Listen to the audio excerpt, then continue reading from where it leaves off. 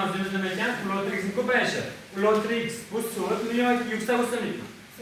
So'l, ya'ni necha hujayrali bo'ladi? Bir hujra ko'p hujayralimi? Ko'p hujayrali. Ko'p hujayrali. Qanday so'l? Qo'ng'irmi, yashilmi? Yashil so'l bo'ladi. Demak, ulotr x tuban o'simlik bo'lib, necha hujayrali ekan? Ko'p hujayrali hisoblanadi. Endi ulotr x talon shoxlamagan bo'lib, asosan necha xil usulda ko'payar edi? Ikki xil usulda qaysi? Jinsiy va jinsiz. Demak, birinchi usul ko'payishi nima ekan? Jinsiy. Endi jinsiy usulda ko'payganida qulay sharoitda, noqulay sharoitdami? Noqulay sharoit. Demak, ulotr x noqulay sharoitda qanday usulda ko'payar ekan? Jinsiy usulda ko'payadi.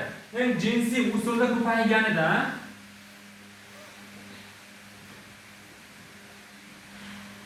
ikki ixchinli nima hisoblanadi? Izogameta.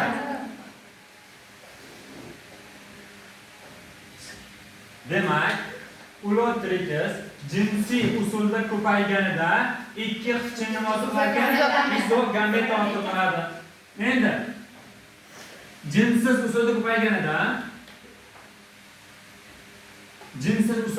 nima hisoblar edi? Zoosporalar.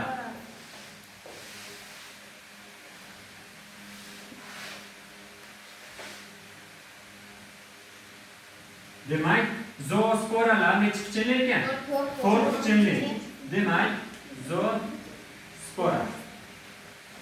Ya'ni zoosporalar erkin harakatlanadigan hujayra.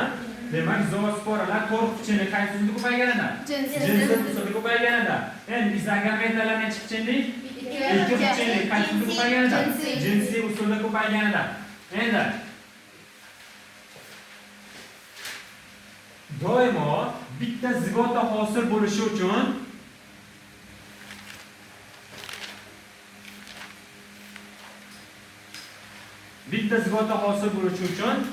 ikkita gameta ketadi. Demak, bitta zigota hosil bo'lishi uchun necha gameta ketar ekan? Ikkita gameta ketadi. Zigota. Demak, qaraymiz. Nimaga gameta deyish sabab? Erkak va o'g'il hujayrasi bir-biriga bo'ladi, bir xil bo'ladi. Bir xil bo'lgan sabab izogametalar deyiladi dedik. Ya'ni izogametalar ikki ixchinli bo'lib, ular bir-biridan qo'shilib nima hosil ekan? Zigotani hosil qiladi. Zigotalar tinim davrini o'tagandan keyin nechta hujayraga bo'linadi?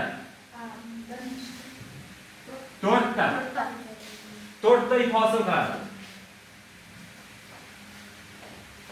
Demak, ikkita izogameta bitta zigotani hosil qiladi. Bitta zigota tinim davri o'tagandan keyin 4 ta nima hosil qiladi? Yashil ip hosil qiladi.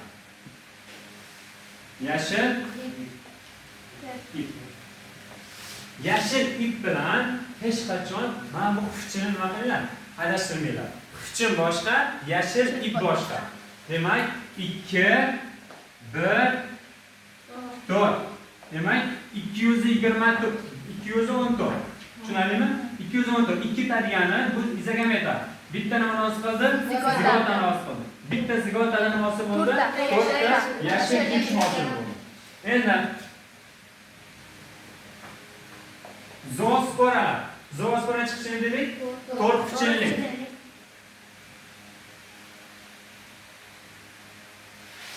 To'rtchilik zoosporalar, to'rtchilik zoosporadan doimo bitta nima hosil bo'ladi? Yashil ip hosil bo'ladi. Demak, 1 1. Tushunarlimi?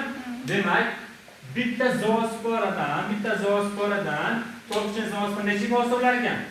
Bitta. Demak, jinsiz usulda doimo bitta zoosporadan bitta yashil ip hosil bo'ladi. Endi jinsiy usulda ko'payganida, jinsiy usulda ko'payganida bitta izogametadan ikkita ixchin bo'ladi.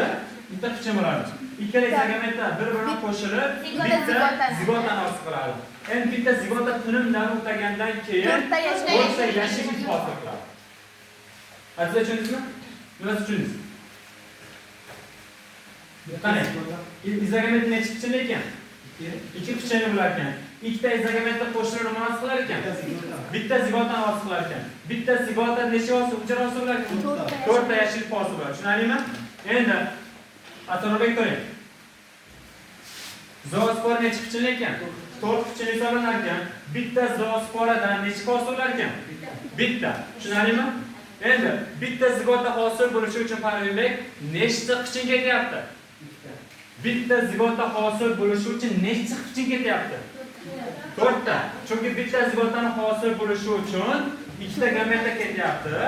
Ikkita gametda necha qichin bor? 4 ta uchun. Ya'ni ikkitadan 4 ta qichin bo'ladi. Tushunarlimi? Demak, 4 ta yashil ip hosil bo'lishi uchun nechta qichin ketyapti? 4 ta. 4 ta. Demak, qichinlar soni bilan iplar soni teng degan. Chunki 4 ta qichin, 4 ta yashil ip. Tushunarlimi? Demak, masala shartida umumiy iplar soni 500 ta desa, iplar soni 500 ta deganda, qichinlar soni ham nechta bo'ladi? 500 ta bo'ladi. Chunki hosil bo'lgan iplar soni bilan qichinlar soni bo'ladi, o'zaro teng bo'ladi.